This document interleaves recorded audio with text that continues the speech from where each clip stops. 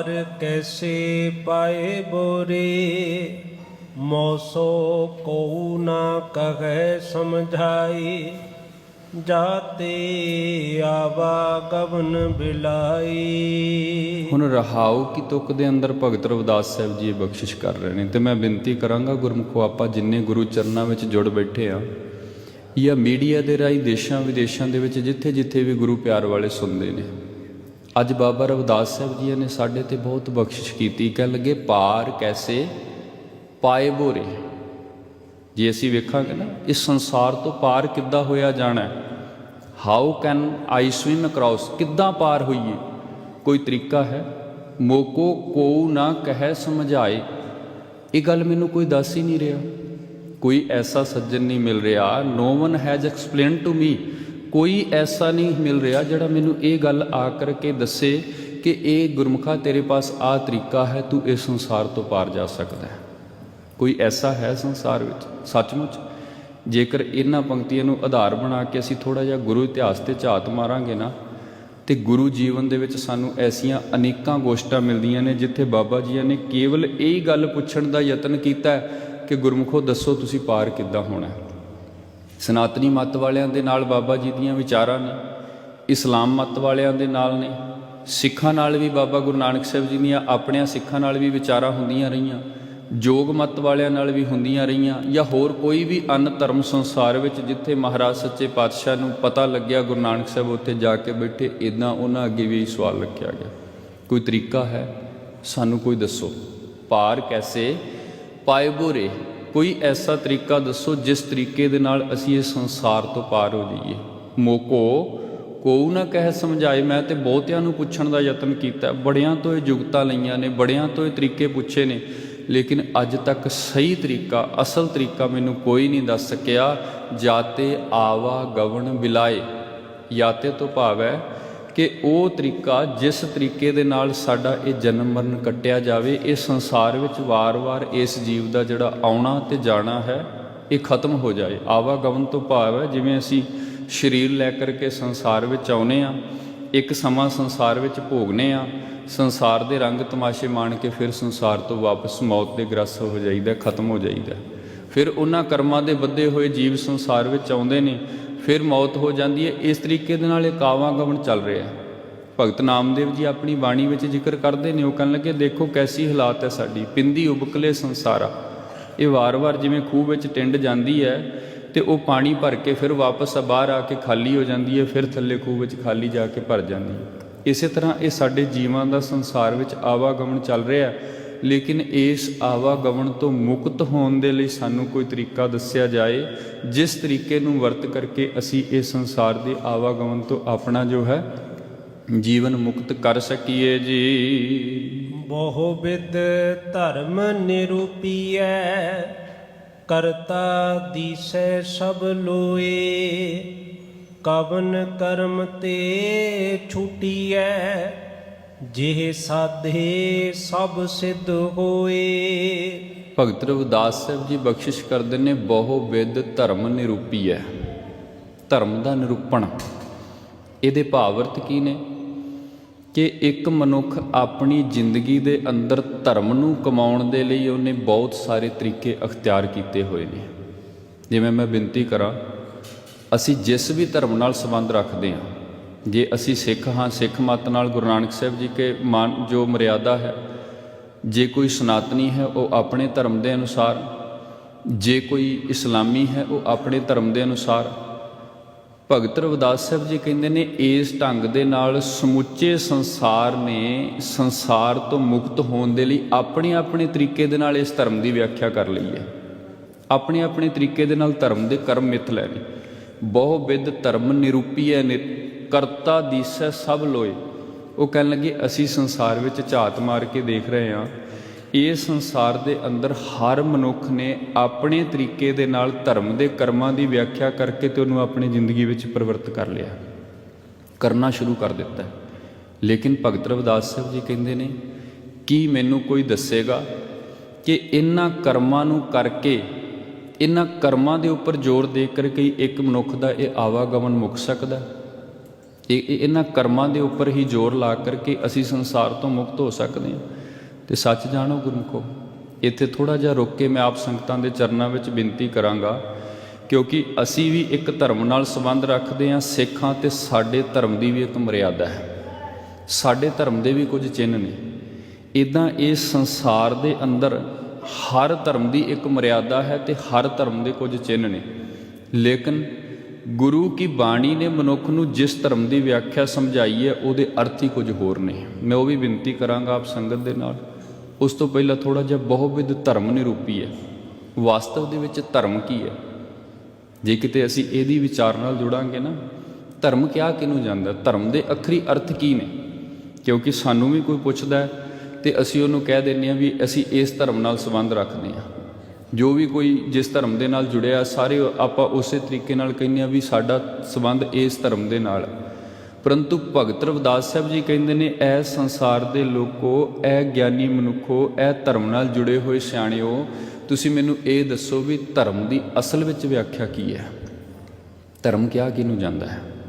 ਧਰਮ ਸ਼ਬਦ ਦੇ ਜੇਕਰ ਆਪ ਅਰਥ ਵੇਖੋਗੇ ਨਾ, ਜੇਕਰ ਅਸੀਂ ਪੁਰਾਤਨ ਗ੍ਰੰਥਾਂ ਜਾਂ ਸ਼ਬਦਕੋਸ਼ ਦੀ ਮੈਂ ਬਾਤ ਕਰਾਂ, ਉਹਦੇ ਵਿੱਚ ਧਰਮ ਦੇ ਅਰਥ ਦੇਖੀਏ ਨਾ, ਤੇ ਉਹਦੇ ਵਿੱਚ ਧਰਮ ਸ਼ਬਦ ਦੇ ਅਰਥ ਨੇ ਜੁੜਨਾ, ਸੰਗ੍ਰਹਿਤ ਹੋਣਾ। ਉਹਦੇ ਵਿੱਚ ਧਰਮ ਦੇ ਅਰਥ ਵਿਦਵਾਨ ਸੱਜਣਾ ਨੇ ਕੀਤੇ ਨੇ, ਵਿਸ਼ਵ ਦੀ ਉਹ ਮਰਿਆਦਾ ਜਿਹਦੇ ਵਿੱਚ ਮਨੁੱਖ ਆਪ ਸਮੱਲਿਤ ਹੋ ਕਰਕੇ ਆਪਣੇ ਆਪ ਦਾ ਜੀਵਨ ਸ਼ੁਰੂ ਕਰ ਦੇਵੇ, ਉਹਨੂੰ ਕਿਹਾ ਜਾਂਦਾ ਧਰਮ। ਹੁਣ ਉਹ ਧਰਮ ਦੇ ਅਰਥ ਕੀ ਨੇ? ਧਰਮ ਦੀ ਮਰਿਆਦਾ ਨੂੰ ਜ਼ਿੰਦਗੀ ਦੇ ਵਿੱਚ ਅਪਣਾ ਲੈਣਾ। ਇਹਨੂੰ ਅਸੀਂ ਇਉਂ ਵੀ ਕਹਿ ਦਿੰਦੇ ਹਾਂ ਵੀ ਮਨੁੱਖ ਧਾਰਮਿਕ ਹੈ। ਜਿਵੇਂ ਗੁਰੂ ਨੇ ਸਾਨੂੰ ਇੱਕ ਧਰਮ ਦੀ ਮਰਿਆਦਾ ਦਿੱਤੀ ਹੈ, ਇੱਦਾਂ ਵੱਖ-ਵੱਖ ਧਰਮਾਂ ਦੇ ਅੰਦਰ ਵੱਖ-ਵੱਖ ਤਰੀਕਿਆਂ ਦੇ ਨਾਲ ਉਸ ਧਰਮ ਦੇ ਜਿਹੜੇ ਚਲਾਉਣ ਵਾਲੇ ਨੇ ਉਹਨਾਂ ਨੇ ਇੱਕ ਮਰਿਆਦਾ ਬਣਾਈ ਹੈ। ਹੁਣ ਭਗਤ ਰਵਿਦਾਸ ਸਾਹਿਬ ਜੀ ਇੱਥੇ ਸਾਨੂੰ ਕਹਿਣਾ ਕੀ ਚਾਹੁੰਦੇ ਨੇ? ਭਗਤ ਰਵਿਦਾਸ ਸਾਹਿਬ ਜੀ ਬਖਸ਼ਿਸ਼ ਕਰ ਰਹੇ ਨੇ ਕਿ ਗੁਰਮੁਖੋ, ਜਿਹੜੀ ਮਰਿਆਦਾ ਧਰਮ ਨੂੰ ਮਿੱਥਣ ਵਾਲੇ, ਧਰਮ ਨੂੰ ਚਲਾਉਣ ਵਾਲੇ ਆਗੂਆਂ ਨੇ ਚਲਾਈ ਹੈ, ਤੇ ਅੱਜ ਉਸ ਧਰਮ ਨੂੰ ਅਪਣਾਉਣ ਵਾਲੇ ਮਨੁੱਖਾਂ ਨੇ ਉਹ ਮਰਿਆਦਾ ਨੂੰ ਧਾਰਨ ਕਰਕੇ, ਉਸ ਕਰਮਾਂ ਨੂੰ ਅਪਣਾ ਕਰਕੇ ਤੇ ਆਪਣੇ ਆਪ ਨੂੰ ਧਰਮੀ ਕਹਿਣਾ ਸ਼ੁਰੂ ਕਰ ਦਿੱਤਾ ਕਿ ਕੇਵਲ ਇਸ ਕਰਮ ਦੀ ਮਰਿਆਦਾ ਦੇ ਨਾਲ ਹੀ ਤੁਸੀਂ ਸੰਸਾਰ ਤੋਂ ਪਾਰ ਹੋ ਸਕੋਗੇ। ਮੈਂ ਫਿਰ ਬੇਨਤੀ ਕਰ ਦਿੰਦਾ, ਭਗਤ ਰਵਿਦਾਸ ਸਾਹਿਬ ਜੀ ਕਹਿੰਦੇ ਨੇ ਕਿ ਜਿਹੜੇ ਧਰਮ ਦੇ ਕਰਮ ਮਿੱਥੇ ਗਏ ਨੇ, ਜਿਵੇਂ ਹਰ ਧਰਮ ਦਾ ਇੱਕ ਕਰਮ ਹੈ। ਸਿੱਖ ਧਰਮ ਵਿੱਚ ਹੈ ਪਾਠ ਕਰਨਾ, ਬਾਣੀ, ਸੇਵਾ, ਸਿਮਰਨ। ਸਨਾਤਨੀ ਧਰਮ ਵਿੱਚ ਹੈ ਪੂਜਾ ਅਰਚਾ। ਇਸਲਾਮ ਧਰਮ ਵਿੱਚ ਹੈ ਨਮਾਜ਼ ਪੜ੍ਹਨੀ, ਰੋਜ਼ੇ ਰੱਖਣੇ। ਇੱਦਾਂ ਜਿਤਨੇ ਵੀ ਧਰਮ ਦੇ ਕਰਮ ਮਿੱਥੇ ਹੋਏ ਨੇ, ਭਗਤ ਰਵਿਦਾਸ ਸਾਹਿਬ ਜੀ ਕਹਿੰਦੇ ਨੇ ਕਿ ਫੋਕੇ ਧਰਮ ਦੇ ਕਰਮ ਕਰਨ ਤੋਂ ਉਪਰੰਤ ਕਿ ਕੋਈ ਮਨੁੱਖ ਇਹ ਕਹਿ ਸਕਦਾ ਵੀ ਮੈਂ ਇਹ ਕਰਮ ਕਰਕੇ ਆਪਣੀ ਜ਼ਿੰਦਗੀ ਵਿੱਚ ਮੁਕਤ ਹੋ ਗਿਆ? ਭਗਤ ਸਾਹਿਬ ਜੀ ਕਹਿੰਦੇ ਨੇ ਬਿਲਕੁਲ ਨਹੀਂ, ਇਹ ਨਹੀਂ ਹੋ ਸਕਦਾ। ਕਿਉਂਕਿ ਧਰਮ ਦਾ ਕਰਮ ਕਿਸ ਵਾਸਤੇ ਹੈ? ਇੱਥੇ ਮੈਂ ਥੋੜ੍ਹਾ ਜਿਹਾ ਫਿਰ ਬੇਨਤੀ ਕਰਦਾ, ਜਦੋਂ ਅਸੀਂ ਵੇਦਾਂਤ ਨੂੰ ਪੜ੍ਹਦੇ ਹਾਂ ਨਾ, ਉਹਦੇ ਵਿੱਚ ਤਿੰਨ ਗੱਲਾਂ 'ਤੇ ਬੜਾ ਜ਼ੋਰ ਦਿੱਤਾ ਹੋਇਆ, ਜਿਹਦੇ ਵਿੱਚ ਸਭ ਤੋਂ ਪਹਿਲਾਂ ਧਰਮ ਦਾ ਕਰਮ ਹੈ, ਉਸ ਤੋਂ ਬਾਅਦ ਵੇਦਾਂਤ ਕਹਿੰਦਾ ਧਰਮ ਦੀ ਉਪਾਸਨਾ ਹੈ, ਤੇ ਤੀਸਰਾ ਵੇਦਾਂਤ ਕਹਿੰਦਾ ਧਰਮ ਦਾ ਗਿਆਨ ਹੈ। ਹੁਣ ਇਹ ਤਿੰਨ ਗੱਲਾਂ ਨੇ ਉਹਦੇ ਵਿੱਚ, ਜਿਹਦੇ ਵਿੱਚ ਸਭ ਤੋਂ ਪਹਿਲਾਂ ਕਹਿੰਦੇ ਨੇ ਕਰਮ ਕਾਂਡ, ਦੂਸਰਾ ਉਪਾਸਨਾ, ਤੀਸਰਾ ਗਿਆਨ। ਹੁਣ ਇਹਨਾਂ ਤਿੰਨਾਂ ਦੇ ਉੱਪਰ ਅਗਰ ਮਨੁੱਖ ਜ਼ੋਰ ਦਿੰਦਾ ਹੈ ਤੇ ਮਨੁੱਖ ਉਸ ਧਰਮ ਵਿੱਚ ਸਫਲ ਹੋ ਸਕਦਾ ਹੈ। ਤੇ ਜੇ ਕੋਈ ਕੇਵਲ ਕਰਮ ਵਿੱਚ ਹੀ ਪ੍ਰਵਰਤ ਹੋਵੇ, ਅੱਜ ਜਿਹੜੀ ਬਾਤ ਭਗਤ ਰਵਿਦਾਸ ਸਾਹਿਬ ਜੀ ਕਹਿ ਰਹੇ ਨੇ ਨਾ, ਬਹੁਵਿਧ ਧਰਮ ਨਿਰੂਪੀ ਹੈ, ਭਾਵ ਸੰਸਾਰ ਦੇ ਜਿਤਨੇ ਧਰਮ ਨੇ, ਉਹਨਾਂ ਧਰਮਾਂ ਨੂੰ ਜਿਤਨੇ ਸਾਡੇ ਵਰਗੇ ਮੰਨਣ ਵਾਲੇ ਨੇ, ਉਹਨਾਂ ਕੇਵਲ ਮਰਿਆਦਾ ਨੂੰ ਫੜ ਲਿਆ, ਇਸ ਤੋਂ ਅੱਗੇ ਕੋਈ ਲੰਘ ਨਹੀਂ ਰਿਹਾ। ਉਹਨਾਂ ਨੇ ਕੇਵਲ ਵਿਖਾਵੇ ਨੂੰ ਫੜ ਲਿਆ, ਇਸ ਤੋਂ ਅੱਗੇ ਕੋਈ ਲੰਘ ਨਹੀਂ ਰਿਹਾ। ਹੁਣ ਕਰਮ ਕੀ ਹੈ? ਹਰ ਧਰਮ ਨੇ ਸੰਸਾਰ ਦੇ ਵਿੱਚ ਮਨੁੱਖ ਨੂੰ ਉਸ ਧਰਮ ਦਾ ਇੱਕ ਕਰਮ ਦਿੱਤਾ, ਤੇ ਜੇਕਰ ਕੋਈ ਮਨੁੱਖ ਕੇਵਲ ਕਰਮ ਕਰਦਾ ਹੈ, ਸੱਚ ਜਾਣੋ ਗੁਰਮਤਿ ਨੇ ਉਸ ਕਰਮ ਨੂੰ ਅਪਣਾਇਆ ਨਹੀਂ ਹੈ। ਕੇਵਲ ਕਰਮ ਕਰਦਾ, ਮੈਂ ਫਿਰ ਬੇਨਤੀ ਕਰਾਂਗਾ, ਜੇਕਰ ਕੋਈ ਮਨੁੱਖ ਸੰਸਾਰ ਦੇ ਵਿੱਚ ਇੱਕ ਧਰਮ ਦੇ ਅੰਦਰ ਆ ਕਰਕੇ ਤੇ ਉਸ ਕਰਮ ਦੇ ਵਿੱਚ ਕੇਵਲ ਕਰਮ ਕਰਦਾ, ਕੇਵਲ ਕਰਮ ਕਰਦਾ, ਇਸ ਤੋਂ ਅੱਗੇ ਨਹੀਂ ਤੁਰਦਾ, ਕੇਵਲ ਉਸ ਕਰਮ ਕਾਂਡ ਦੇ ਵਿੱਚ ਪ੍ਰਵਰਤ ਹੋ ਜਾਂਦਾ, ਤੇ ਉੱਥੇ ਗੁਰਮਤਿ ਕਹਿੰਦੀ ਹੈ ਵੀ ਇਹ ਧਰਮ ਦੇ ਵਿੱਚ ਸਫਲ ਨਹੀਂ ਹੋ ਸਕਦਾ, ਕਿਉਂਕਿ ਇਹ ਵਿਖਾਵਾ ਹੀ ਕਰ ਰਿਹਾ ਹੈ। ਇਸ ਕਰਕੇ ਕਰਮ ਹੈ, ਕਰਮ ਤੋਂ ਅੱਗੇ ਹੈ ਉਪਾਸਨਾ। ਉਪਾਸਨਾ ਦਾ ਮਤਲਬ ਕੀ ਹੈ? ਵੀ ਅੱਜ ਜਿਹੜਾ ਧਰਮ ਦਾ ਕਰਮ ਮਿੱਥ ਕੇ ਮਨੁੱਖ ਤੂੰ ਕਰ ਰਿਹਾ, ਸੱਚ ਹੈ ਵੀ ਕੁਝ ਸਮਾਂ ਜ਼ਿੰਦਗੀ ਵਿੱਚ ਇਹਨੂੰ ਕਰਨ ਤੋਂ ਬਾਅਦ ਤੇਰੇ ਅੰਦਰ ਜਾਗ੍ਰਿਤੀ ਆਉਣੀ ਚਾਹੀਦੀ ਹੈ, ਤੇਰੇ ਅੰਦਰ ਉਸ ਕਰਮ ਦੇ ਨਾਲ ਕੁਝ ਗਿਆਨ ਆਉਣਾ ਚਾਹੀਦਾ, ਤੇਰੇ ਅੰਦਰ ਉਸ ਕਰਮ ਦੇ ਪ੍ਰਥਾਏ ਕੋਈ ਜਿਗਿਆਸਾ ਪੈਦਾ ਹੋਣੀ ਚਾਹੀਦੀ ਹੈ। ਤੇ ਜਦੋਂ ਮਨੁੱਖ ਉਸ ਕਰਮ ਨੂੰ ਸੁਚੇਤ ਹੋ ਕਰਕੇ ਅੰਦਰੋਂ ਉਪਾਸਨਾ ਕਰਕੇ ਕਰੇ, ਫਿਰ ਅੱਗੇ ਵੇਦਾਂਤ ਕਹਿੰਦਾ ਵੀ ਉਸ ਮਨੁੱਖ ਨੂੰ ਗਿਆਨ ਦੀ ਪ੍ਰਾਪਤੀ ਹੁੰਦੀ ਹੈ, ਮਨੁੱਖ ਸਫਲ ਹੁੰਦਾ ਹੈ। ਹੁਣ ਇੱਥੇ ਮੈਂ ਥੋੜ੍ਹੀ ਜਿਹੀ ਬੇਨਤੀ ਕਰਦਾ, ਗੁਰੂ ਨਾਨਕ ਸਾਹਿਬ ਕਹਿੰਦੇ ਨੇ ਜੇਕਰ ਅਸੀਂ, ਕਿਉਂਕਿ ਸਾਡੀ ਇਸ ਅੰਮ੍ਰਿਤ ਬਾਣੀ ਦੇ ਅੰਦਰ ਨਾ ਧੰਨ ਗੁਰੂ ਅਰਜਨ ਦੇਵ ਸਾਹਿਬ ਮਹਾਰਾਜ ਨੇ ਇਸ ਬਾਤ ਦੀ ਬਹੁਤ ਸੁੰਦਰ ਵਿਆਖਿਆ ਕੀਤੀ ਹੈ। ਜਿਵੇਂ ਮੈਂ ਬੇਨਤੀ ਕੀਤੀ ਨਾ, ਜੇ ਅਸੀਂ ਮਿੱਥ ਕੇ ਕਰਮ ਕਰਦੇ ਰਹੀਏ, ਬਹੁਵਿਧ ਧਰਮ ਨਿਰੂਪੀ ਹੈ। ਬਹੁਵਿਧ ਤੋਂ ਭਾਵ ਹੈ ਬੜੇ ਤਰੀਕਿਆਂ ਦੇ ਨਾਲ, ਕਿਉਂਕਿ ਸੰਸਾਰ ਦਾ ਹਰ ਮੱਤ ਕਰ ਰਿਹਾ। ਤੇ ਜੇਕਰ ਅਸੀਂ ਮਿੱਥ ਕੇ ਕਰਮ ਕਰਦੇ ਰਹੀਏ ਤੇ ਭਗਤ ਰਵਿਦਾਸ ਸਾਹਿਬ ਜੀ ਕਹਿੰਦੇ ਨੇ ਕੁਝ ਪ੍ਰਾਪਤੀ ਨਹੀਂ ਹੁੰਦੀ। ਗੁਰੂ ਅਰਜਨ ਦੇਵ ਸਾਹਿਬ ਮਹਾਰਾਜ ਜੀ ਦਾ ਇੱਕ ਸ਼ਬਦ ਹੈ ਰਾਗ ਸੋਰਠ ਦੀ ਬਾਣੀ ਦੇ ਅੰਦਰ, ਅਸ਼ਟਪਦੀ ਦੇ ਅੰਦਰ, ਉੱਥੇ ਗੁਰੂ ਅਰਜਨ ਦੇਵ ਸਾਹਿਬ ਮਹਾਰਾਜ ਨੇ ਸਾਡੇ ਪਰ ਬਹੁਤ ਬਖਸ਼ਿਸ਼ ਕੀਤੀ ਹੈ। ਗੁਰੂ ਅਰਜਨ ਦੇਵ ਸਾਹਿਬ ਮਹਾਰਾਜ ਕਹਿੰਦੇ ਨੇ ਬੜੇ ਧਰਮ ਦੇ ਕਰਮ ਕੀਤੇ, ਬੜੇ ਧਰਮ ਦੇ ਕਰਮ ਕਰਨ ਵਾਲੇ ਅਸੀਂ ਆਪ ਵੇਖੇ ਨੇ, ਬੜਿਆਂ ਦੇ ਨਾਲ ਵਿਚਾਰ ਕੀਤੀ ਹੈ। ਜਿਵੇਂ ਅੱਜ ਭਗਤ ਸਾਹਿਬ ਜੀ ਕਹਿ ਰਹੇ ਨੇ, ਮੋਕੋ ਕੋਊ ਨਾ ਕਹਿ ਸਮਝਾਏ। ਬਾਬਾ ਜੀ ਕਹਿੰਦੇ ਨੇ ਸਾਰਿਆਂ ਦੇ ਨਾਲ ਵਿਚਾਰ ਕਰਨ ਤੋਂ ਉਪਰੰਤ ਅਸੀਂ ਇੱਕ ਹੀ ਬਾਤ ਕਹਿ ਸਕਦੇ ਹਾਂ ਵੀ ਅਜੇ ਤੱਕ ਇਹਨਾਂ ਨੂੰ ਪਿਆਰੇ ਨੂੰ ਮਿਲਣ ਦੀ ਸਮਝ ਨਹੀਂ ਆਈ, ਬੇਸ਼ੱਕ ਧਰਮ ਦੇ ਕਰਮ ਸਭ ਕਰ ਰਹੇ ਹਾਂ। ਉਹ ਇੱਕ ਸ਼ਬਦ ਹੈ, ਮੇਰਾ ਖਿਆਲ ਹੈ ਆਪ ਸੰਗਤਾਂ ਨੂੰ ਯਾਦ ਵੀ ਹੋਵੇਗਾ, ਪਾਠ ਪੜ੍ਹਿਓ ਅਰ ਵੇਦ ਵਿਚਾਰਿਓ। ਹੁਣ ਇਹ ਕੀ ਹੈ ਜੀ? ਧਰਮ ਦਾ ਕਰਮ ਹੈ। ਪਾਠ ਪੜ੍ਹਿਓ ਅਰ ਵੇਦ ਵਿਚਾਰਿਓ, ਨਿਵਲ ਭੁਯੰਗਮ ਸਾਧੇ। ਯੋਗ ਮਤ ਕਰਨ ਵਾਲਿਆਂ ਨੇ ਉਹ ਆਪਣੀਆਂ ਜਿਹੜੀਆਂ ਉਹਨਾਂ ਦੀਆਂ ਕਿਰਿਆਵਾਂ ਨੇ, ਪ੍ਰਾਣਾਯਾਮ ਨੇ, ਨਿਵਲ ਭੁਯੰਗਮ ਉਹ ਕਰਨਾ ਸ਼ੁਰੂ ਕਰ ਦਿੱਤਾ। ਸਾਰੇ ਕਰ ਰਹੇ ਨੇ ਜੀ, ਸਨਾਤਨੀ ਆਪਣਾ ਕਰ ਰਿਹਾ, ਇਸਲਾਮੀ ਆਪਣਾ ਕਰ ਰਿਹਾ, ਸਿੱਖ ਆਪਣਾ ਕਰ ਰਿਹਾ, ਇਸ ਢੰਗ ਦੇ ਨਾਲ ਯੋਗ ਮਤ ਆਪਣਾ ਕਰ ਰਿਹਾ। ਨਿਵਲ ਭੁਯੰਗਮ ਸਾਧੇ। ਅੱਗੇ ਗੁਰਦੇਵ ਕਹਿੰਦੇ ਨੇ ਪੰਜ ਜਨਾਂ ਸਿਓ ਸੰਗ ਨਾ ਛੁਟਕਿਓ। ਪੰਜ ਤੋਂ ਭਾਵ ਹੈ ਜਿਹੜੇ ਪੰਜ ਅੰਦਰ ਦੇ ਵਿਕਾਰ ਨੇ, ਕੀ ਨਿਰੋਲ ਇਹਨਾਂ ਕਰਮਾਂ ਦੇ ਉੱਪਰ ਜ਼ੋਰ ਦੇ ਕਰਕੇ ਤੂੰ ਉਹਨਾਂ ਤੋਂ ਜਾਨ ਛੁਡਾ ਲਈ ਹੈ? ਕੀ ਤੇਰੇ ਅੰਦਰ ਦੇ ਉਹ ਵਿਕਾਰ ਮਰ ਚੁੱਕੇ ਨੇ, ਖਤਮ ਹੋ ਚੁੱਕੇ ਨੇ? ਭਗਤ ਜੀ ਗੁਰੂ ਅਰਜਨ ਦੇਵ ਸਾਹਿਬ ਮਹਾਰਾਜ ਕਹਿੰਦੇ ਨੇ ਨਹੀਂ, ਪੰਜ ਜਨਾਂ ਸਿਓ ਸੰਗ ਨਾ ਛੁਟਕਿਓ ਅਦਕ ਅਹੰਗ ਬੁੱਧ ਬਾਧੇ। ਇਹ ਤੇ ਹੋਰ ਸਮੱਸਿਆ ਖੜੀ ਹੋ ਗਈ ਕਿ ਇਹਨਾਂ ਕਰਮਾਂ ਤੇ ਜ਼ੋਰ ਦੇ ਕਰਕੇ ਉਹਨਾਂ ਤੋਂ ਅਸੀਂ ਆਪਣੀ ਜਾਨ ਛਡਾਉਣੀ ਸੀ, ਉਹ ਤੇ ਉਹਨਾਂ ਨੇ ਤੇ ਜਾਨ ਛੱਡੀ ਨਹੀਂ। ਉਲਟਾ ਇਸ ਮੱਤ ਦੇ ਵਿੱਚ ਇੱਕ ਵੱਖਰਾ ਹੰਕਾਰ ਪੈਦਾ ਹੋ ਗਿਆ ਵੀ ਮੈਂ ਕਰਮ ਕਰਦਾ, ਧਰਮ ਦਾ ਕਰਮ ਕਰਦਾ। ਹੁਣ ਇੱਥੇ ਹੋਇਆ ਕਿ ਮਨੁੱਖ ਨੇ ਉਪਾਸਨਾ ਵੱਲ ਤੁਰਨਾ ਸੀ, ਉਲਟਾ ਅਹੰਕਾਰ ਵੱਲ ਤੁਰ ਪਿਆ। ਇਸ ਲਈ ਬਹੁਵਿਧ ਧਰਮ ਨਿਰੂਪੀ ਹੈ। ਅਧਿਕ ਅਹੰ ਬੁੱਧ ਬਾਧੇ। ਅੱਗੇ ਬਾਬਾ ਜੀ ਨੇ ਪਾਵਨ ਪਵਿੱਤਰ ਬਾਣੀ ਦੀ ਬਖਸ਼ਿਸ਼ ਕੀਤੀ, ਪਿਆਰੇ ਇਨ ਵਿਦ ਮਿਲਣ ਨਾ ਜਾਈ। ਇਹ ਤਰੀਕਾ ਤੇਰਾ ਠੀਕ ਨਹੀਂ ਹੈ, ਕਿਉਂਕਿ ਜੇ ਨਿਰੋਲ, ਮੈਂ ਫਿਰ ਬੇਨਤੀ ਕਰਨਾ, ਚਲੋ ਅਸੀਂ ਸਿੱਖ ਮੱਤ ਨਾਲ ਸੰਬੰਧਿਤ ਹਾਂ, ਆਪਾਂ ਗੁਰੂ ਨਾਨਕ ਸਾਹਿਬ ਮਹਾਰਾਜ ਜੀ ਕੇ ਸਿੱਖ ਹਾਂ ਅਤੇ ਗੁਰੂ ਚਰਨਾਂ ਵਿੱਚ ਅਰਦਾਸ ਕਰਦੇ ਹਾਂ। ਵੇਖੋ ਗੁਰੂ ਨਾਨਕ ਸਾਹਿਬ ਮਹਾਰਾਜ ਨੇ ਵੀ ਸਾਨੂੰ ਇੱਕ ਕਰਮ ਦਿੱਤਾ ਹੈ। ਸਿੱਖ ਅੰਮ੍ਰਿਤ ਵੇਲੇ ਉੱਠਦਾ, ਸਭ ਤੋਂ ਪਹਿਲਾਂ ਗੁਰੂ ਮਰਿਆਦਾ ਅਨੁਸਾਰ ਸਾਨੂੰ ਗੁਰੂ ਦਾ ਹੁਕਮ ਹੈ ਅਸੀਂ ਬਾਣੀ ਪੜ੍ਹਨੀ ਹੈ। ਸਿੱਖ ਨੇ ਪਾਠ ਕਰਨਾ ਹੈ, ਸਿੱਖ ਪਾਠ ਕਰਦਾ ਹੈ, ਹਿੰਦੂ ਵੀਰ ਆਪਣੀ ਪੂਜਾ ਕਰਦਾ ਹੈ, ਸਨਾਤਨੀ ਇਸਲਾਮੀ ਆਪਣੀ ਨਮਾਜ਼ ਪੜ੍ਹਦਾ। ਸਾਰੇ ਆਪਣੇ ਆਪਣੇ ਤਰੀਕਿਆਂ ਦੇ ਨਾਲ ਉਹ ਕਰਮ ਕਰ ਰਹੇ ਨੇ। ਲੇਕਿਨ ਜੇਕਰ ਇੱਕ ਸਿੱਖ ਮਿੱਥ ਕੇ ਕੇਵਲ ਪਾਠ ਕਰ ਰਿਹਾ ਤੇ ਓਨੇ ਸਮੇਂ ਦੇ ਵਿੱਚ ਪਾਠ ਕਰਕੇ ਤੇ ਸਾਰਾ ਦਿਨ ਇੱਕ ਵੱਖਰੀ ਤਸੱਲੀ ਵਿੱਚ ਹੈ ਜੀ, ਅੱਜ ਮੈਂ ਸਵੇਰੇ ਨਿਤਨੇਮ ਕੀਤਾ, ਬਾਬਾ ਗੁਰੂ ਨਾਨਕ ਸਾਹਿਬ ਕਹਿੰਦੇ ਨੇ ਮੈਨੂੰ ਲੱਗਦਾ ਨਹੀਂ ਵੀ ਤੇਰੀ ਉਹ ਬਾਣੀ ਪੜ੍ਹੀ ਤੈਨੂੰ ਕੋਈ ਲਾਹਾ ਦੇਵੇਗੀ। ਕਿਉਂ ਜੀ? ਕਿਉਂਕਿ ਜਿਹੜਾ ਪਾਠ ਕੀਤਾ ਹੈ ਨਾ, ਜਿਹੜੀ ਬਾਣੀ ਪੜ੍ਹੀ ਹੈ, ਜੇਕਰ ਉਸ ਬਾਣੀ ਨੂੰ ਸਿੱਖ ਨੇ ਨਿਰੰਤਰ ਕੋਈ ਮਹੀਨਾ, 2 ਮਹੀਨੇ, 4 ਮਹੀਨੇ, ਸਾਲ, 2 ਸਾਲ ਜਿੰਨਾ ਸਮਾਂ ਪੜ੍ਹਿਆ ਹੈ, ਤੇ ਉਸ ਬਾਣੀ ਨੂੰ ਪੜ੍ਹਦਿਆਂ ਪੜ੍ਹਦਿਆਂ ਹਿਰਦੇ ਦੇ ਵਿੱਚ ਕੁਝ ਰਸ ਪੈਦਾ ਹੋਣਾ ਚਾਹੀਦਾ ਸੀ। ਇਹਨੂੰ ਕਹਿੰਦੇ ਨੇ ਕਰਮ ਦੀ ਉਪਾਸਨਾ, ਕਿਉਂਕਿ ਉਪਾਸਨਾ ਤੋਂ ਬਾਅਦ ਫਿਰ ਗਿਆਨ ਵਿੱਚ ਜਾਵਾਂਗੇ। ਜੇਕਰ ਅਸੀਂ ਬਾਣੀ ਪੜ੍ਹ ਰਹੇ ਹਾਂ ਤੇ ਉਸ ਬਾਣੀ ਨੇ ਸਾਡੇ ਅੰਦਰ ਕੋਈ ਰਸ ਨਹੀਂ ਪੈਦਾ ਕੀਤਾ, ਕੋਈ ਅੰਦਰੋਂ ਕੋਈ ਜਾਗ੍ਰਿਤੀ ਨਹੀਂ ਦਿੱਤੀ, ਕੋਈ ਅੰਦਰੋਂ ਅਗੰਮੀ ਬਖਸ਼ਿਸ਼ ਨਹੀਂ ਕੀਤੀ, ਕਿਸੇ ਵਿਕਾਰ ਤੋਂ, ਕ੍ਰੋਧ ਤੋਂ, ਕਾਮ ਤੋਂ, ਹੰਕਾਰ ਤੋਂ ਪੈੜਾ ਨਹੀਂ ਛੁੱਟਿਆ, ਤੇ ਫਿਰ ਭਗਤ ਰਵਿਦਾਸ ਸਾਹਿਬ ਜੀ ਕਹਿੰਦੇ ਨੇ ਸੱਜਣਾ ਇਹ ਕਿਹੜਾ ਕਰਮ ਕੀਤਾ ਤੂੰ? ਇਸ ਕਰਮ ਨੂੰ ਕਿਸ ਢੰਗ ਨਾਲ ਕੀਤਾ? ਕਿਉਂਕਿ ਨਿਸ਼ਚੈ ਹੀ ਕਰਮ ਦੀ ਬਹੁਤ ਮਹਾਨਤਾ ਹੈ, ਗੁਰਮਤ ਵਿੱਚ ਵੀ ਕਰਮ ਦੀ ਮਹਾਨਤਾ ਹੈ। ਲੇਕਿਨ ਜਿੱਥੇ ਕਰਮ ਨੂੰ ਕਰਮ ਕਾਂਡ ਬਣਾ ਕੇ ਕੀਤਾ ਜਾਂਦਾ ਹੈ, ਗੁਰਮਤ ਕਹਿੰਦੀ ਹੈ ਮੈਨੂੰ ਵੀ ਪ੍ਰਵਾਨ ਨਹੀਂ ਹੈ। ਗੁਰੂ ਨਾਨਕ ਸਾਹਿਬ ਕਹਿੰਦੇ ਨੇ ਮੈਨੂੰ ਵੀ ਪ੍ਰਵਾਨ ਨਹੀਂ ਹੈ। ਪਵਿੱਤਰ ਬਾਣੀ ਦੇ ਵਿੱਚ ਨਾ ਮੈਂ ਬੇਨਤੀ ਕਰਾਂ, ਇੱਕ ਸ਼ਲੋਕ ਭਗਤ ਕਬੀਰ ਸਾਹਿਬ ਜੀ ਹੋਰਾਂ ਨੇ ਲਿਖਿਆ, ਮੇਰਾ ਖਿਆਲ ਹੈ ਇੱਥੋਂ ਇਹ ਵਿਚਾਰ ਸਾਨੂੰ ਬਹੁਤ ਸਪਸ਼ਟ ਹੋ ਜਾਏਗੀ। ਉਹ ਵੈਸੇ ਨਾ ਉਹਨਾਂ ਨੇ ਥੋੜ੍ਹਾ ਹਾਸ ਰਸ ਵਿੱਚ ਵੀ ਲਿਖਿਆ। ਉਹ ਕਹਿੰਦੇ ਨੇ ਵੀ ਇੱਕ ਵਾਰ ਮੈਂ ਦੇਖਿਆ ਇੱਧਰ ਜਿਤਨੇ ਵੀ ਇਸਲਾਮੀ ਸਨ ਨਾ ਸਾਰੇ ਹੱਜ ਕਰਨ ਚੱਲੇ ਨੇ। ਉਹ ਉਹਨਾਂ ਦੀ ਬਾਣੀ ਦੇ ਬੋਲ ਨੇ ਗੁਰਮੁਖੋ। ਉਹ ਸਾਰੇ ਦੇ ਸਾਰੇ ਹੱਜ ਕਰਨ ਚੱਲੇ ਨੇ ਤੇ ਮੇਰੇ ਅੰਦਰ ਵੀ ਭਾਵਨਾ ਬਣ ਗਈ ਵੀ ਕਿੰਨਾ ਧਰਮ ਦਾ ਕਰਮ ਕਰ ਰਹੇ ਨੇ ਗੁਰਮੁਖਾ, ਤੂੰ ਵੀ ਜਾ ਤੇ ਜਾ ਕੇ ਹੱਜ ਕਰਕੇ ਆ, ਤੂੰ ਵੀ ਉਸ ਥਾਂ ਤੇ ਜਾ ਤੇ ਜਿੱਦਾਂ ਇਹ ਸਾਰੇ ਹੱਜ ਕਰ ਰਹੇ ਨੇ ਤੇ ਤੂੰ ਵੀ ਉਸ ਥਾਂ ਤੇ ਜਾ ਕੇ ਆਪਣੀ ਇਹ ਮਰਿਆਦਾ ਪੂਰੀ ਕਰਿਆ। ਤੇ ਮੈਂ ਵੀ ਉਹਨਾਂ ਦੇ ਨਾਲ ਤੁਰ ਪਿਆ।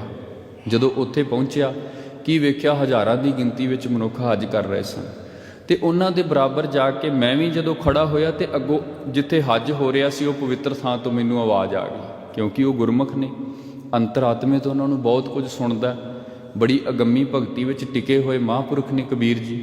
ਕਹਿਣ ਲੱਗੇ ਉੱਥੇ ਸਾਨੂੰ ਆਵਾਜ਼ ਆ ਗਈ, ਕੀ? ਅੱਗੋਂ ਖੁਦਾ ਬੋਲ ਪਿਆ, ਕਹਿਣ ਲੱਗਾ ਕਬੀਰ ਇੱਥੇ ਕੀ ਕਰਨਾ ਆਇਆ? ਉਹ ਸ਼ਲੋਕ ਹੈ, ਕਬੀਰ ਹੱਜ ਕਾਬੈ ਹੋ ਜਾਏ ਥਾ। ਮੈਂ ਜਾ ਰਿਹਾ ਸੀ ਉਸ ਥਾਂ ਤੇ, ਕਾਹਦੇ ਲਈ ਜਾ ਰਿਹਾ ਸੀ? ਧਰਮ ਦਾ ਮਿੱਥਿਆ ਹੋਇਆ ਕਰਮ ਕਰਨ ਦੇ ਲਈ। ਆਗਿਆ ਮਿਲਿਆ ਖੁਦਾਏ। ਅੱਗੋਂ ਖੁਦਾ ਜੀ, ਸਾਡੇ ਰੱਬ ਜੀ ਪਰਮਾਤਮਾ ਜੀ ਉੱਥੇ ਹਾਜ਼ਰ ਬੈਠੇ ਸਨ। ਉਹਨਾਂ ਨੇ ਕਿਸੇ ਨੂੰ ਕੁਝ ਨਹੀਂ ਕਿਹਾ, ਕਿਉਂਕਿ ਬਾਕੀ ਤੇ ਸਾਰੇ ਮਿੱਥ ਕੇ ਹੀ ਕਰ ਰਹੇ ਸਨ ਨਾ ਗੁਰਮੁਖੋ।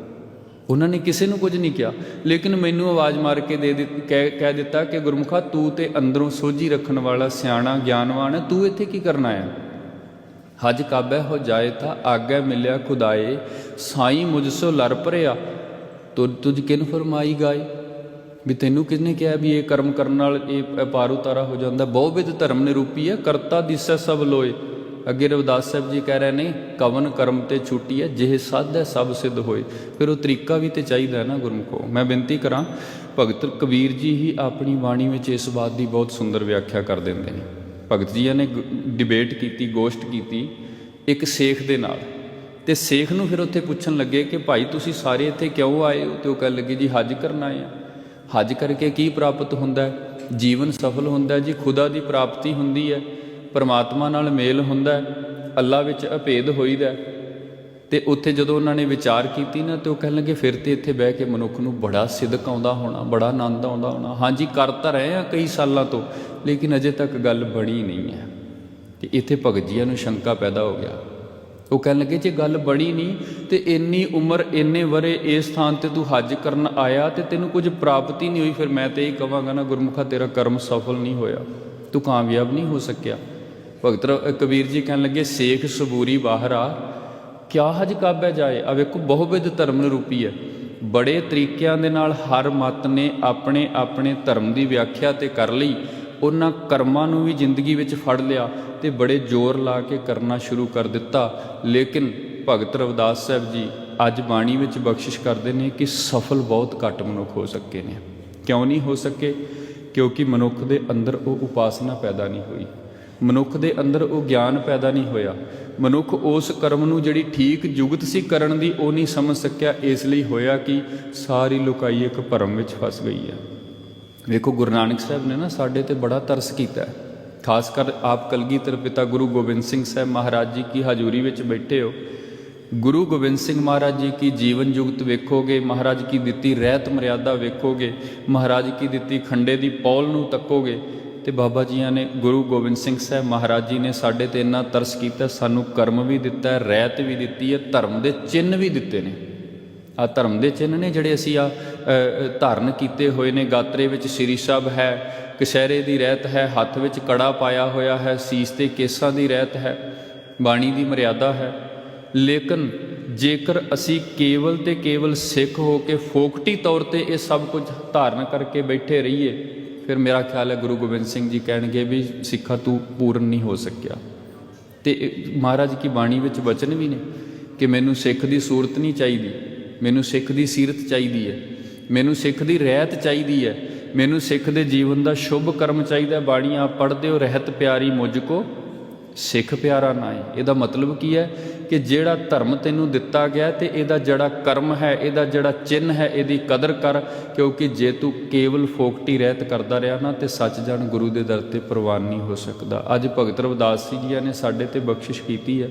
ਭਗਤ ਸਾਹਿਬ ਜੀ ਕਹਿੰਦੇ ਨੇ ਇਸ ਸੰਸਾਰ ਨੇ ਧਰਮ ਦੇ ਕਰਮਾਂ ਦੀ ਬਹੁਤ ਤਰੀਕਿਆਂ ਨਾਲ ਵਿਆਖਿਆ ਕਰ ਲਈ ਹੈ। ਵੱਖ-ਵੱਖ ਧਰਮਾਂ ਨੇ ਵੱਖ-ਵੱਖ ਜਿਹੜੇ ਵਿਆਖਿਆ ਦੇ ਕਰਮਾਂ 'ਤੇ ਜ਼ੋਰ ਦੇ ਦਿੱਤਾ ਹੈ। ਲੋਕਾਈ ਕਰ ਵੀ ਰਹੀ ਹੈ, ਲੇਕਿਨ ਉਹਨਾਂ ਦੇ ਪਿੱਛੇ ਅਸਲ ਤੱਥ ਕੀ ਹੈ? ਕਰਮ ਕਰਕੇ ਮਨੁੱਖ ਨੇ ਕਿੱਥੋਂ ਤੱਕ ਪਹੁੰਚਣਾ ਹੈ? ਕਿਉਂਕਿ ਧਰਮ ਦੇ ਕਰਮ ਦੀ ਇੱਕ ਆਪਣੀ ਮਹਾਨਤਾ ਹੈ, ਕਰਮ ਕਰਕੇ ਮਨੁੱਖ ਨੇ ਗਿਆਨ ਤੱਕ ਜਾਣਾ, ਪਰੰਤੂ ਉੱਥੋਂ ਤੱਕ ਪਹੁੰਚਦਾ ਹੋਇਆ ਮੈਨੂੰ ਕੋਈ ਨਜ਼ਰ ਨਹੀਂ ਆ ਰਿਹਾ ਹੈ ਜੀ। ਕਰਮ ਅਕਰਮ ਵਿਚਾਰੀਐ, ਸ਼ੰਕਾ ਸੁਨ ਵੇਦ ਪੁਰਾਨ। ਸੰਸਾਰ ਸਦ ਹਿਰਦੈ ਬਸੈ, ਕੌਣ ਹਿਰੈ ਅਭਿਮਾਨ।